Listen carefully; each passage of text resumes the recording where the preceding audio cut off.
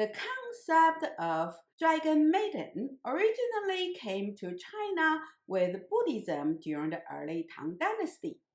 She was imagined as a daughter of a dragon king. The earliest story about the dragon maiden is a Tang Dynasty legend in the title of Liu Yi Zhuan, or a biography of Liu Yi. It was a story about a scholar carrying a letter for a dragon maiden from the Jing River near Chang'an all the way to Dongting Lake. As you can see from this map, it was a long journey from Jing River to Dongting Lake. The story goes something like this. A young scholar named Liu Yi traveled to the capital Chang'an to sit for the National Civil Service examination. He failed the exam. To ease his pain of the failure, Liu Yi went to a town near the Jing River to visit a friend. On his way, he ran into a shepherdess who looked very sad. So he asked her what was bothering her. The shepherdess told him that she was the daughter of the Dragon King of Dongting Lake and was married to the son of the Lord of the Jing River. However, her husband and his family abused her and trapped her here. She needed someone to carry a letter to her father to Dongting Lake, which was thousands miles away. She wondered if Liu Yi could help her to carry the letter. Liu Yi was from the Dongting area, so he said he was happy to be the messenger. A month later, Liu Yi arrived at the Dongting Lake. He knocked on a mandarin tree by the lake as instructed by the dragon maiden.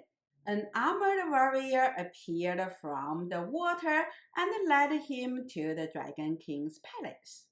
Liu Yi told the Dragon King about his daughter's plight and handed over her letter. While they were talking, a loud thunder exploded, shaking the palace, and a huge dragon flew away from the palace. Liu Yi was so frightened that he fell over. The Dragon King helped Liu Yi up and told him not to worry.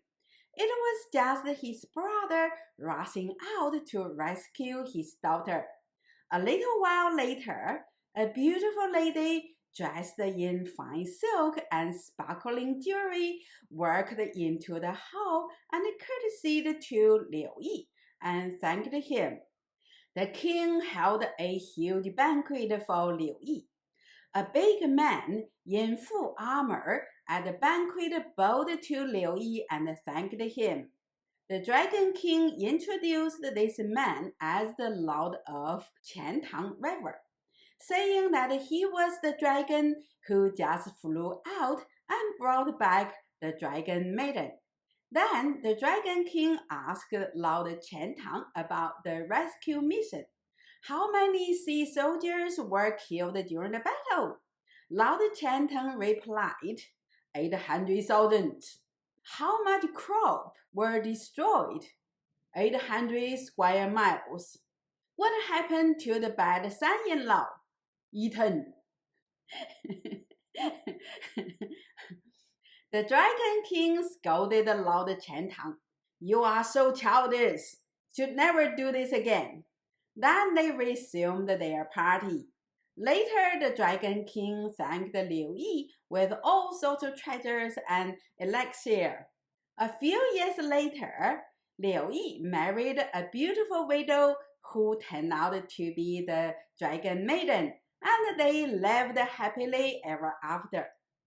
This story was later adapted into novels and plays and added more details to the tale. I just love the description about Lord Qiantang. This was the kind of revenge against domestic violence imagined by the Tang Dynasty women. Of course, I don't endorse the destruction of crops and the killing of so many soldiers. But I think being eaten by a dragon is a fitting death for an abusive husband. I'm Dr. Gao, a philosopher obsessed with poetry. I make videos about classical Chinese poetry, philosophy, and traditional Chinese medicine. Please click the like button and subscribe my channel. Your support is very important to me. I also offer one-to-one online lessons on these subjects. So, if you would like to have personally tailored lessons or read the original Chinese text with me, please contact me. Here's my email address. Thanks for watching my video. I'll see you next time.